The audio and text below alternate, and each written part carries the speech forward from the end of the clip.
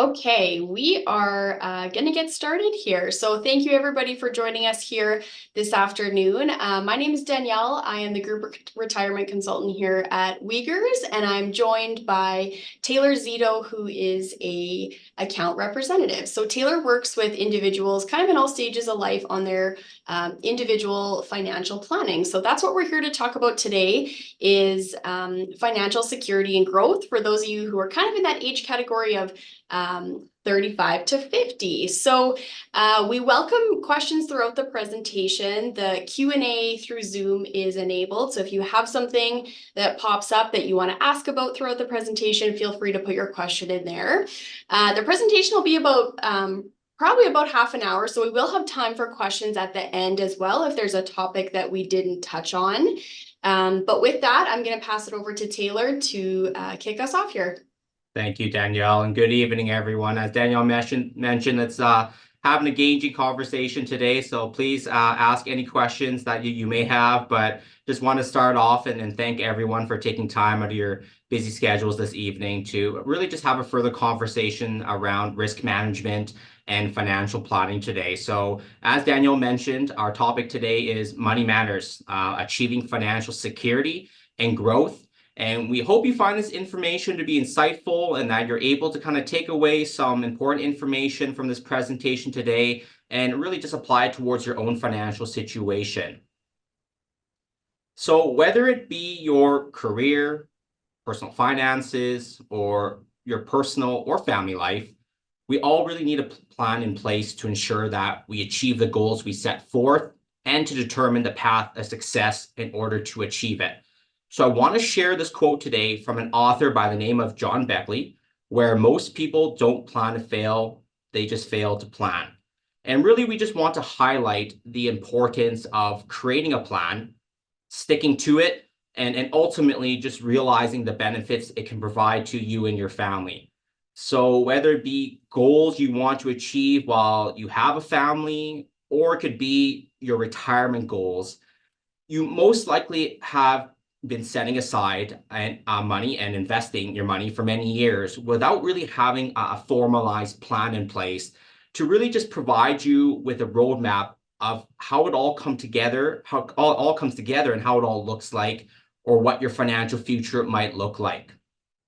So our main topics of discussion today will be around risk management and how insurance and estate planning will play an integral part in managing your overall risk. And we'll also have an in-depth discussion around financial planning, as financial planning can look very different for those of you who have families and when you start having children, or as you and your children get older, and then eventually when you become empty nesters. Then we will shift our conversation today on how financial planning will look different as you continue to enter into your pre-retirement years. So one aspect of risk management involves incorporating insurance to protect yourself and your loved ones.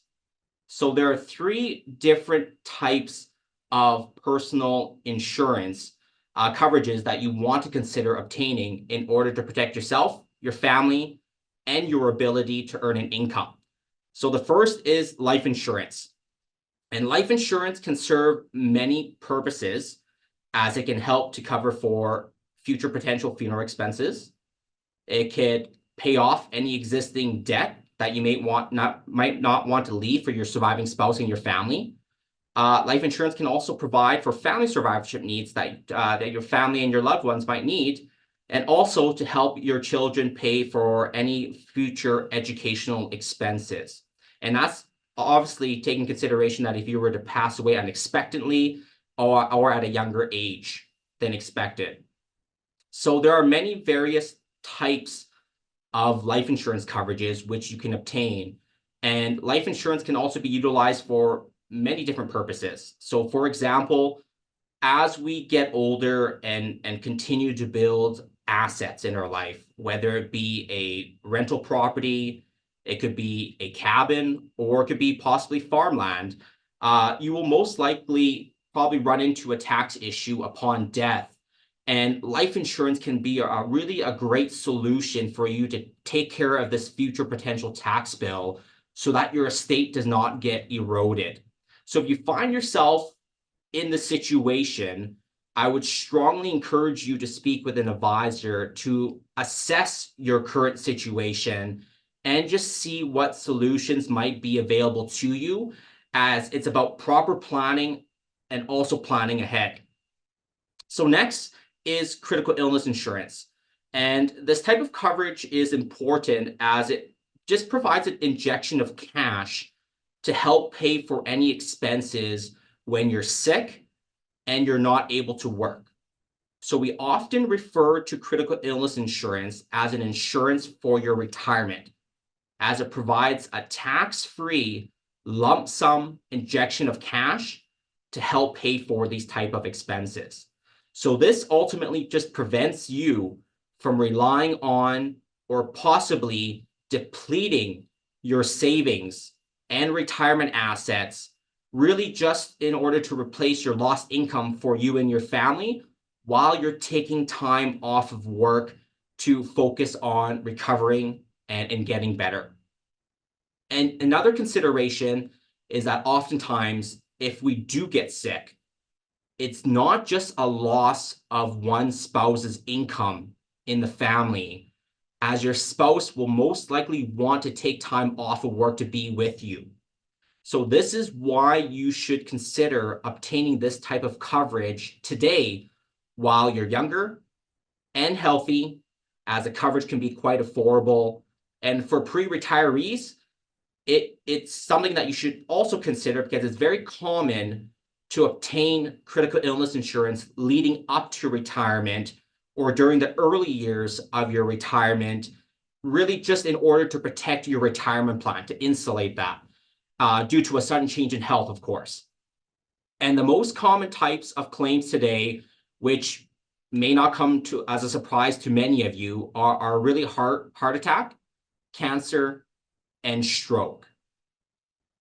However, there are many other common cover conditions, as many policies that coverage today offer up to 25 different cover conditions. Next, we have disability insurance, and many of you will have disability insurance coverage through work. But I always caution my clients on how much you might want to rely on your group coverage, as there are some limitations to group coverage. So depending on your occupation and assessing your income, your current income, or your potential future income, you might want to look at securing a personal policy today, which will provide you with more comprehensive coverage. So if you're a higher income earner, if you're a professional, we would often recommend securing a personal disability insurance policy to supplement your group disability insurance coverage. So another aspect of risk management is estate planning. And this often starts with looking at and obtaining 3 really important legal documents that many Canadians do not have, but are important. So the first step is obtaining a will. And a will is essentially just a legal document that sets your wishes regarding the distribution of your property, and it can involve the care for minor children as well. So if you die without a will, which is often referred to as intestate, your wishes may not be carried out as you had hoped. And further, your family may end up spending additional time, additional money, and resources and emotions during a very difficult time in order to settle your affairs. So if you were to take a guess, for those joining us on the call today, on what the average percentage is for Canadians who do not have a will, you might be shocked at this number, or you may not be, but it's roughly about 58%. So yeah, astounding number, right, Danielle? And statistics say that over half of you joining us on this call today do not have a will. So speak with a legal professional to maybe start the process. Another important document you should have to protect you and your loved ones in the event of an unexpected emergency or health scare is a power of attorney and healthcare directive. So your power of attorney and healthcare directives are legal documents that give another person that you trust the power to represent you and the ability to act on your behalf to make decisions in the event that you are medically unable to do so yourself. So again, if you don't have any of these three important legal documents in place, you should really speak with a legal professional, a lawyer, to start this process. Or if you have these documents and it's been many years since you last reviewed them and your family circumstances have changed since then, you should be reviewing and updating these legal documents. And for those of us joining us on the call today that might come from a combined family, from a second marriage, very important to make sure that if you have gone remarried and each of you and your spouse have children from a previous marriage, that you really should be taking a look at updating these documents. So life moves pretty fast. I think everyone here on this call would agree. So when it comes to financial planning, this will often look very different for every individual and family. So everyone has a different family and different goals for what you want for you and your family. But as we all know, life can change quickly. And as we get older and enter into our pre-retirement years, our priorities and goals will obviously change. And many become fearful of what retirement might look like for them and whether or not they're on track to retire. So ultimately, financial planning, which involves retirement planning, should often not be left until you're in your pre-retirement years. So the sooner the better. And your financial plan is always going to be ever evolving. It rarely ever stays stagnant. So as your life changes, so does your financial plan. And that is why financial advisors are here to help you with every step along the way.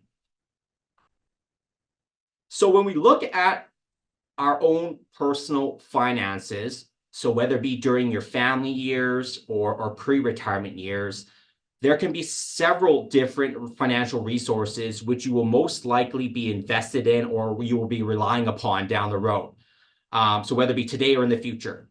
And the first is what most of you are all familiar with already, which is your company group retirement savings plan. And it's great that your employer offers this plan. You should all really be participating in it. And because not all employers do offer this plan. So next, on top of this company group retirement savings plan, we have personal registered retirement savings plans, or RRSPs.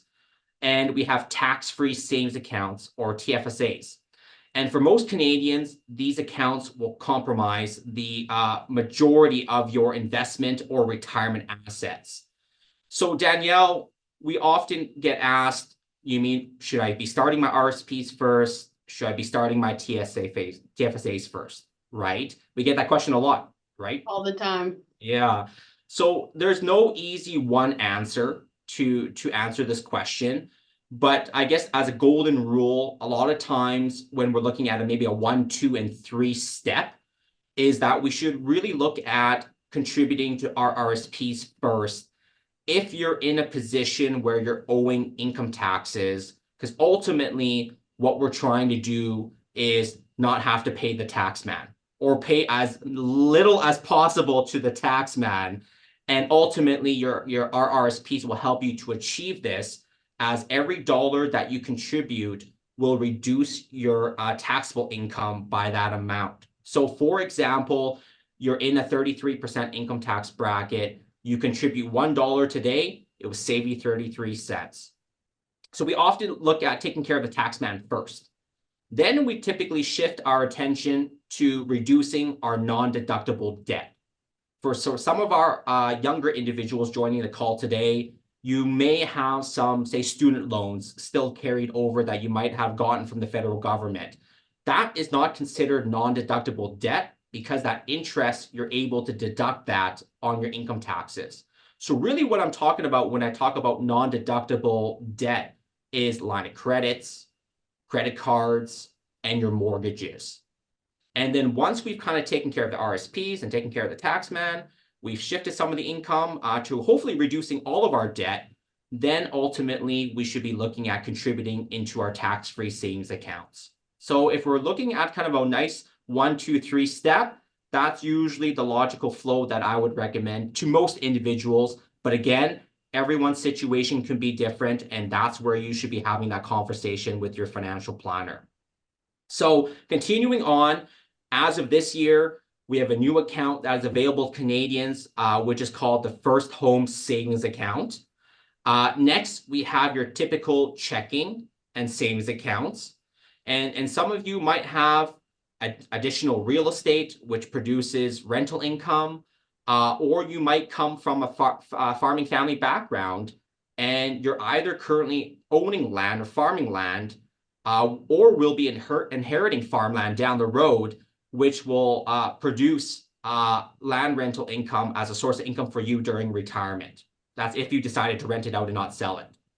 Others joining us today might have another job, or you might have other contract work to earn an extra income. And you might continue that potentially part-time as you ease into retirement. And then we have a future inheritance that you might be receiving. And we are all aware that our parents and grandparents are getting older. So you might be expecting a future inheritance from them. But as we would always say, I would caution against how much reliance you want to place on this potential future inheritance for your retirement plan, as you really don't want to be placing your future financial stability by potentially receiving an inheritance at some future date. And when we are at this stage in our lives, when we start having a family, so we're talking about our family years here now, and as our family continues to grow, we often look at the need to purchase a house, upgrade to a bigger house, or renovations might need to be done on your existing home in order to support your family. So for most, this often requires taking on debt in the form of a mortgage, a line of credit, or potentially using your credit cards to finance these. And many Canadians have debt, but once we have debt, we should then be focusing on how we should start paying off this debt. So in order to achieve this, it often starts with having a plan in place for debt reduction. And the first place to typically start looking involves looking at your budget and your monthly cash flow and determining if there's any additional savings you can create by cutting unnecessary expenses to pay down your debt. So for those who have never done a budget before, or if you currently don't have a budget, I would strongly encourage you to start one today. And budgeting can come from many different forms. You can have an Excel sheet tracking your budget, looking at different areas of when you're spending and measuring your needs versus your wants and where you might be able to cut some expenses. Or some individuals track it through their credit cards and they just look at saying that, you know what, this is what I can spend every month, and they set a dollar limit. And combined with all of their monthly expenses, you try not to obviously exceed that monthly budget that you've set forth. Taylor and I also, we do find that individuals are often quite shocked when they, crunch those numbers, look at where their dollars are going. So if you haven't, gone through that exercise in a while and know how much is going out each month to just different areas, such as housing, such as groceries, all those types of things, it is a really good exercise to go through because many individuals are quite shocked when they see, not even how much is going out, but where it's getting allocated to. Yeah, it can be a very eye-opening exercise to go through. Let's just say when you actually put it down on paper and you see it all, you can oftentimes be very shocked. So in addition to budgeting, another area that you should look at is also your current interest rate when you're looking at debt reduction. So interest rate that you're paying on your debt, and are you able to consolidate your debt to another solution at a lower interest rate, which will ultimately assist you in paying off your higher interest debt and ensuring that you are paying more principal versus interest. So those are kind of the two good areas to start with when you look at debt reduction is your interest rate and creating a budget to hopefully free up some cash flow to either redirect that to paying off more debt or potentially look at contributing that to your retirement savings. And many of you on this call today might already have a registered education savings plan established for your kids. And if you haven't heard of this account before, it is a great way to save for your child's education. So in essence, how it works is that the government will match up to 20% on a maximum $2,500 contribution per child per year. So the savings can grow quite significantly over time. And in addition to these financial goals that we've just gone over during our family years, many of us would also like to plan for a family vacation, or there may be other financial goals you would like to achieve. And having the ability to look ahead and to put a proper plan in place to achieve your goals will be very beneficial to your overall financial plan and financial well-being. So it'd be great if we all could say that, hey, we were able to pay for this family vacation by planning ahead and diligently saving versus, say, having to put it on our credit card and having to take on debt to pay for that vacation in an ideal situation. And financial planning is really all integrated in nature. So we have to ask ourselves, how do our short-term goals ultimately impact our longer-term goals, such as retirement?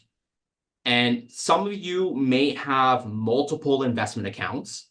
You might have some with the bank, you might have some with another financial office, and you might have your group retirement savings plan on top of all of this. You have all of these accounts spread out in multiple different places, and you've probably asked yourself before, how do all these different accounts and pieces kind of combine together as a whole to see how it all looks like, to see whether I'm on track for retirement, or are you contributing and do you have the right amount built up, or what do I need to contribute today to achieve your retirement goals? And this is really where your financial planner can help you in establishing a plan to provide you with that roadmap. So putting it all together and keeping you on track for your financial goals and really ultimately helping you achieve your most important goals in life. And this kind of leads to our next discussion, which is your pre-retirement years. So during this stage of your life, and for us joining the call today, what we think about and worry about often relates to the biggest change, which is really just about to occur, and that's entering into retirement. So you've probably asked yourself, how will my retirement look like? And or my spouse too. And if you're in this stage of your life, you've most likely also asked yourself, well, when do I want to retire? And do I have the necessary financial resources to retire? Am I on track to retire? Or do I want to work part-time as I ease into retirement? And quite frankly, a lot of my clients, they can't just go from working for 30, 35 years and then stopping. Most of them sometimes might take a year off. And then they might join back their company that they just retired from on a part-time, casual, or on a contract basis, right? But we need to look at, are there other financial considerations leading up to retirement that you need to consider? And all of these questions are important during this stage of our lives. So that is why creating a retirement plan is so important. It's about financial readiness. And again, this is really where your financial planner can assist you in establishing that retirement plan, to create that roadmap for you, to provide you with more clarity surrounding your retirement and what does that look like, and answer the questions of whether you're on track to achieve your retirement goals. So ultimately, the main goal of having a retirement plan is to provide you with a peace of mind that you can continue to live in the world you have been accustomed to financially. And you don't have to make sacrifices, because we don't want to work so hard in our lives to ultimately not have the retirement that we want, right? So many of you may have a retirement plan put into place already, but it is important to do a regular review of your plan. It's not just get it done, set it, and don't look at it again, right? You need to make sure there's a regular review of your plan. And for our clients who are close to retirement, we typically need to review the plan every 2 to 3 years, or as significant changes occur and the plan needs to be updated.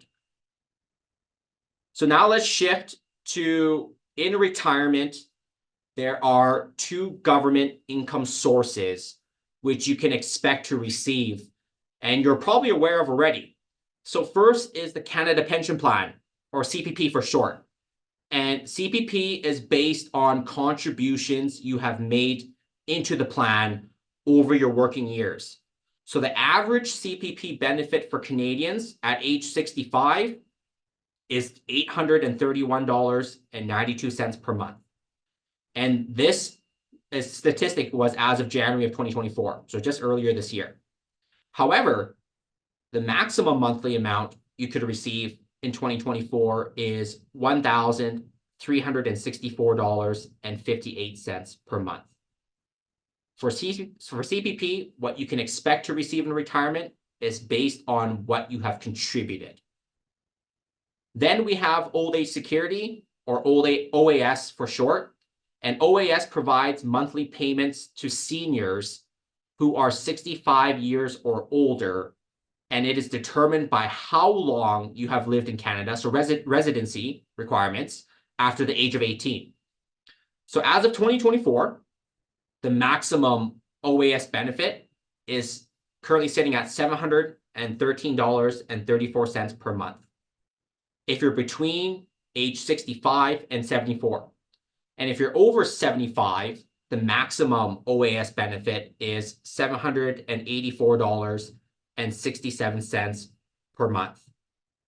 So unlike the CPP benefit, Old Age Security is an income-tested benefit. So you need to be very careful on the amount of income you're receiving in retirement. Otherwise, there is a clawback amount.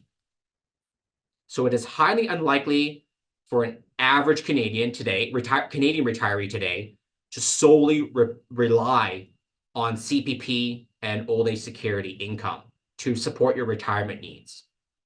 CPP and OAS will be just another source of retirement income, in addition to all the other various financial resources that we had previously just gone over.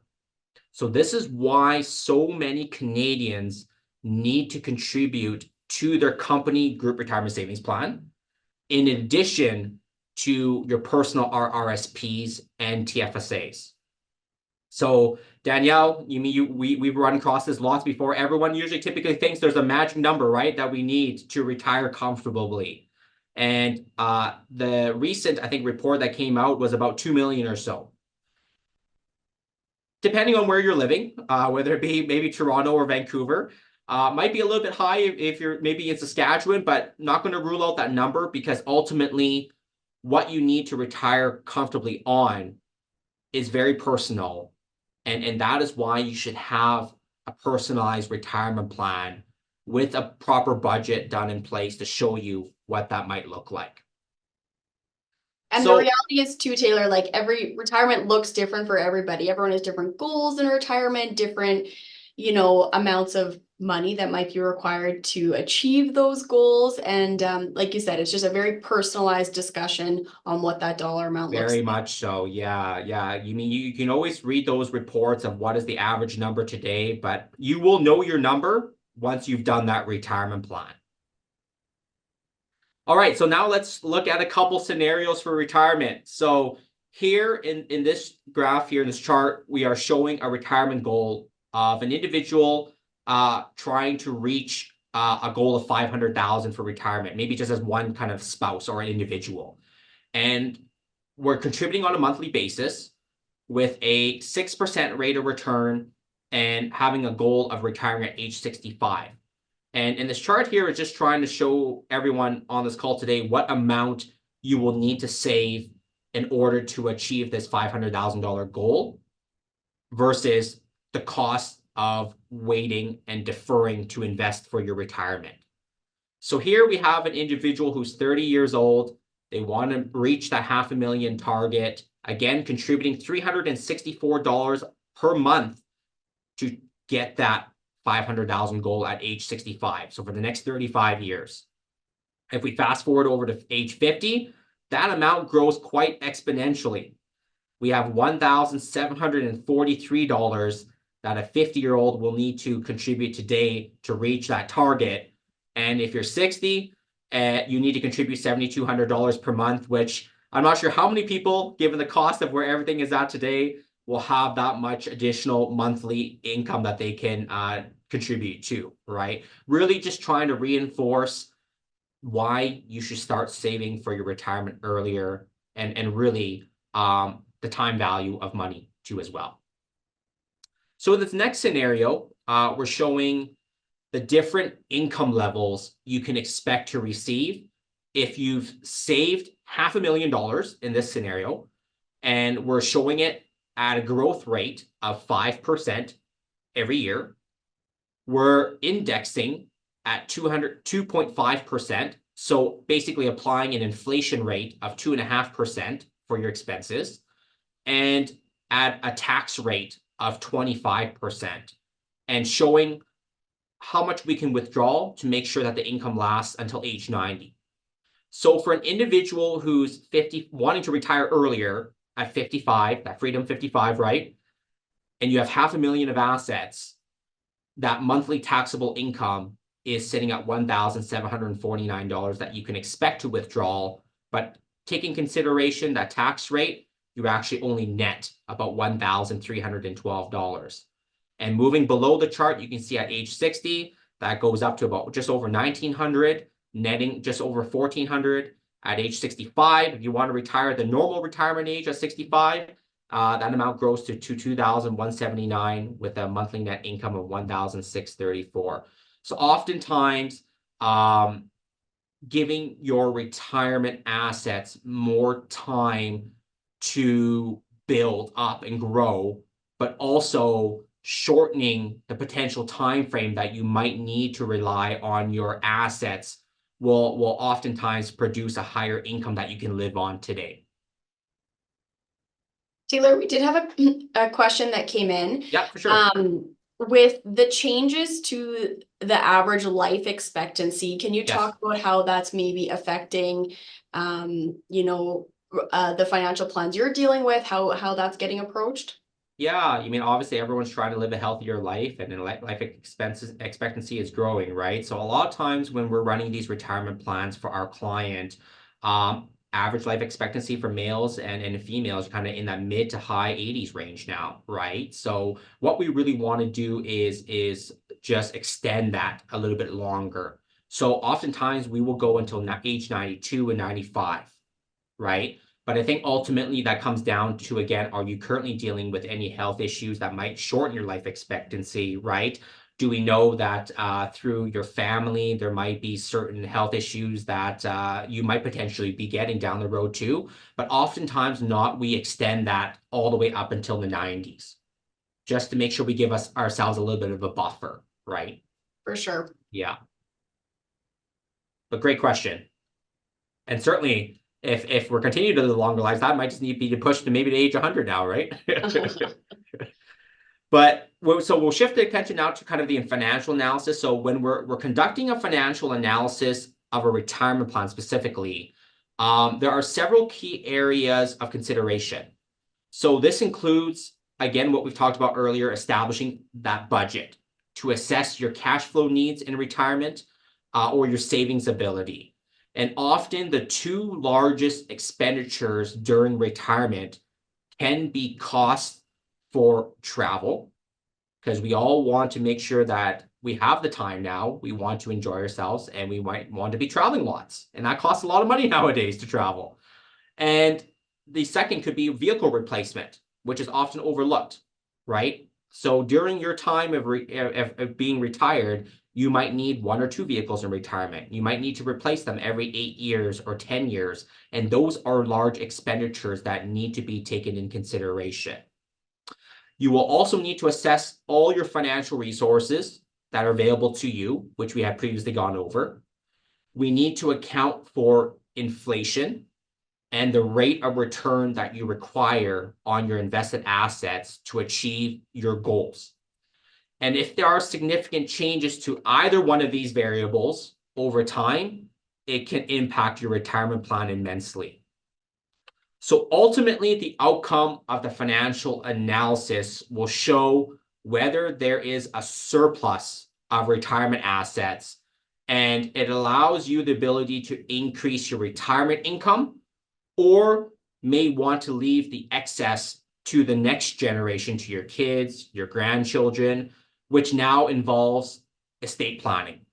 And how do we transition that to the next generation effectively? The other outcome might be a shortfall. And if you find yourself in this position, a plan needs to be put in place to show what needs to be done today to get you on track to achieve your retirement goals. And this is really why it is so important to create a retirement plan and to regularly review it and make any necessary updates, is that if you find yourself in the shortfall position, you're giving yourself the plenty of time to try to get you to where you ultimately want to be. So during our pre-retirement years, there can be some tax considerations, and really this just depends on your personal situation to ensure we're in a tax optimal situation heading into and during retirement. So often these 3 items can include utilizing your available RRSP contribution room and making a deposit prior to retirement to reduce your income taxes, just to be a little more income tax efficient. You might want to take a look at your available TFSA contribution room and to make sure you contribute into this account to ensure in retirement that if there are any unexpected expenses which arise that are larger in nature, such as replacing a vehicle, instead of withdrawing the funds from your RRSPs, and eventually when you need to convert your RSPs to a registered retirement income fund, and you need to do that before the end of the year, December 31st of the year that you turn 71. So this RIF account, which produces taxable income, it can be withdrawn from your TFSAs completely tax-free. So the TFSA account can provide additional retirement income, which is non-taxable. So as I mentioned earlier, Old Age Security has an income clawback amount.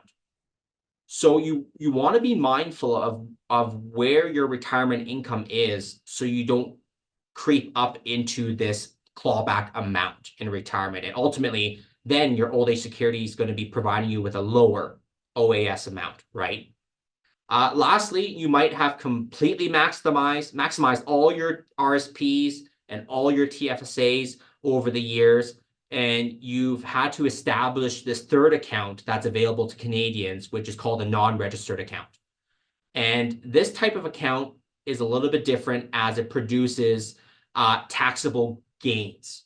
So depending on the type of investments held in this non-registered account, it produces different types of taxable gains, such as if you're investing into a high interest savings fund, if you're investing into guaranteed investment certificates or GICs, or into the bonds, these are typically producing that interest income, which are taxed more inefficiently in a non-registered account. Or if you're investing into the stock market, oftentimes that produces dividends and capital gains, which are taxed more efficiently. So really, it just becomes very important to balance where your retirement income is coming from, and in order to be tax efficient during your retirement. So that is why having a retirement plan is important, as all these uncertainties become clearer, and is another reason why you should be working closely with a financial planner. So that wraps up the formal part of our presentation today. And I believe we're opening up the floor now, Danielle, to questions, correct? Definitely. We did have one more that came through, and we'll leave it open for a few minutes here. But one question on inflation. So I know, Taylor, this has been a hot topic for the last, 2 years, just, the cost of living and everybody's dollar not stretching as far as it used to. Can you touch a little bit on how inflation is affecting, those pre-retirees, maybe more so people who are just entering that retirement stage?